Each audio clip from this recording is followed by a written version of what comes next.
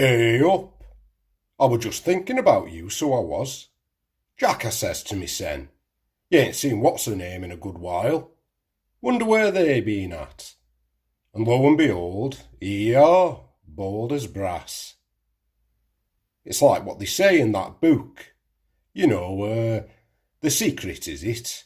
Law of attraction and all that soft new thought bollocks. Apologies if you hold with that kind of caper, by the way. Each to their own.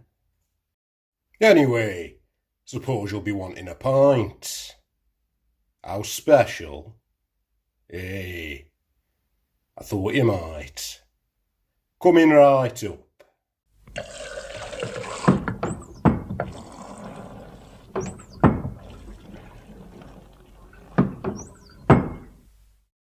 There you go. Get that down, ye. Funny though, isn't it? You know, these uncanny little coincidences that pepper our day to day. Puts me in mind of a somewhat strange and unsettling tale one of the regulars were telling me just the other day. A lad by the name of Heath. Well, I say a lad, but I'll be buggered if I can place his age. Outwardly a bloke, seemingly in the prime of life, yet somehow bowed, harrowed, as if his own shadow were a lodestone. And on this particular day, that umbra shroud seemed fit to drag him beneath the cold earth. I could tell, of course, could tell that he wanted to unload his burden, to unfasten that dark mantle and hang it at my door. So I says to him, here, Heath, smile, it might never happen. At that he cracked a kind of half-arsed grin, took a sip of his pint, and for a moment there were an heavy pause. Then he looked up at me with eyes that seemed raw from weeping. You ever wonder, Jack? Wonder what? Where they go. Those people we let into our lives, who for a time seem a permanent fixture, who we hang our hopes and dreams on. Then all of a sudden, they are gone, as if blown on some unseen wind, leaving naught but memories. Oh, here we go, I thought to myself. Relationship trouble, the lamentations of the broken-hearted. Tedious to the ear, as you can well imagine, but I'll let him continue. It's been 6 years, more than half a decade since any thought ever entered my mind. Oh, aye, and who was this lucky lady then? Catherine. We burnt bright and burnt out. Yet just the other morning, it seemed as if something in my mind faltered. Pinpricks of memories, unbidden, unasked for. I took the day off, called in sick. I never do that. Found myself driving to a little village called Farewell. Oh, I know the one, Lichfield Way. Quaint with a weird little church. It was a holy well once upon a time, so they say. No, not that Farewell. This one's somewhere up in the peaks. Me and Kath happened upon it years ago, whilst on a drive. Something we liked to do on those rare Sunday afternoons, when we were both free. Strange, really. I don't remember putting it in the sat-nav. Kind of just found my way back there on instinct. As if drawn, pulled somehow. Daft as that sounds. Not much there really, to be honest. Nothing to attract outsiders. Bar a small Norman church, a pub, tea room. and an old post office come off licence. Oh, and of course a second-hand bookshop. That's what had made us stop the first time. A small sign pointing up a cobbled alleyway. Timmins second-hand books, this way. She was one for old books, was Kath. Or should I say, she was one for old bookshops. Seldom would she buy anything. She'd just kind of browse, lost in the stacks of mouldering tomes.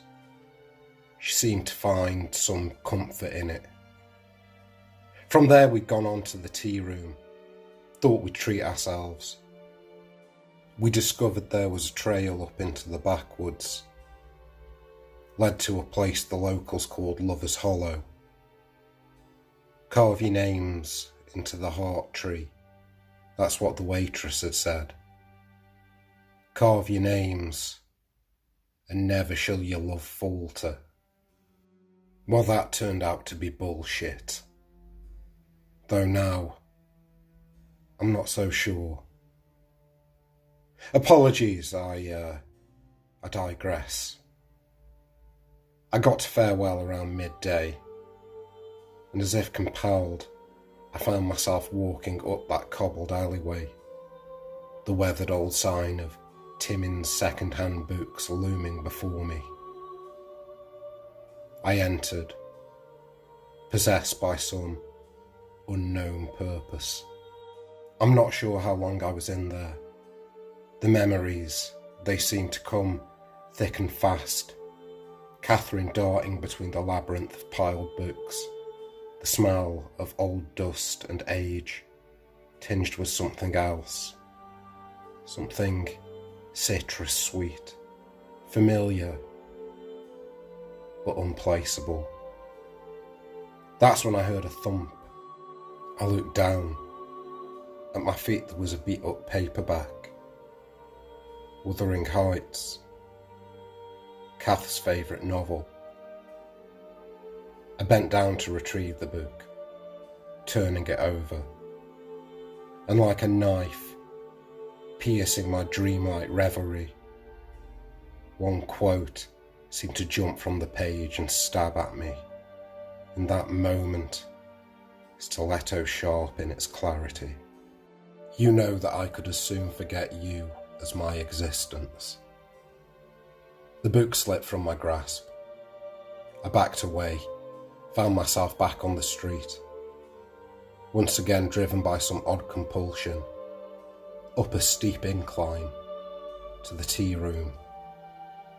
I grasped the rustic door handle, my arrival announced by the light tinkle of an old bell.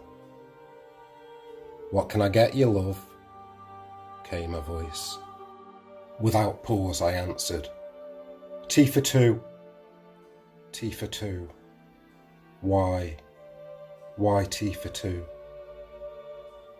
That's what we had ordered on that day. "Thirsty are we, love?" No, just a pot of tea for one, please." I took a seat, tried to gather my thoughts.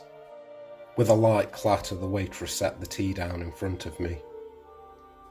"Going up to Lover's Hollow, are we, love?"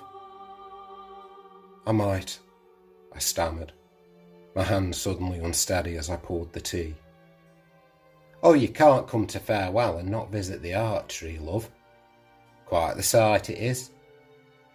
And if you don't mind me saying so, you're looking a bit pale. Bit of fresh air and a walk'll do you the world of good." I nodded curtly. "I'll settle up now if that's okay." The waitress shot me a strange grin. "Don't you worry, love. It's on the house. Will there be anything else?" I shook my head. With that, she slipped away into the kitchen, leaving in her wake that naggingly familiar fragrance, but more pungent. Oranges, entwined with jasmine and something else, so intense in its sense of past intimacy an intimacy I could not discern. However, upon the intoxicating notes of that aroma came yet more memories. Kath sat across from me, cup held in both hands. This is where we had sat. Her eyes fixed on the trail up to Lover's Hollow, the same trail that now yawned before me through the tea room window. I drained my cup, got up and left, making for where I'd parked the car, but somehow I found myself turning onto that backwoods trail, along a straight dirt path, flanked by silver birches that seemed to close in with every step. The trail widened then, opening up into a sparse clearing, the Lover's Hollow. At its centre, the great gnarled form of the heart tree rose before me, its branches spread as if in anticipation of a lover's embrace. Every inch of its immense trunk, a tapestry of carved hearts, names, and devotions. I stepped up close to it, walked widdershins around its knotted circumference, my hands searching. Then I found it, the heart we had carved, an angular slashwork of a thing. Within it, our names. Heath and Kath. Only, no. Kath's name. It was gone, covered by a scar of twisted bark. I recoiled, fell backwards, and again that fragrance came, only this time I knew it. How could I truly forget that sweet, sweet scent? Oranges, jasmine, and sandalwood. The perfume she wore every day. Then the dam broke, and the past came pouring in. The laughter as I carved the heart, the whisper of her voice in my ear. I love you. And then the torturous days that came after, passion giving way to ambivalence, souring into resentment. The day we parted, lives thrown into boxes and packed into vans, the parting words. You know that I could as soon forget you as my existence. I don't remember getting to the car, don't even remember getting in. I just remember pulling my phone out, slumped there in the driver's seat, frantically scrolling through my contacts, hoping against hope that somehow I might have forgotten to delete some friend or acquaintance of hers, someone to just reach out to. That's when I got the call. Withheld number. I answered. It was Catherine. She had but one word to say. Farewell.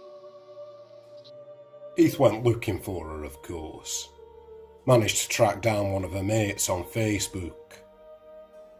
They weren't exactly happy to hear from him, even less so when they heard what he had to say. It's tragic, really, what he discovered. Turns out the poor lass had suddenly taken ill.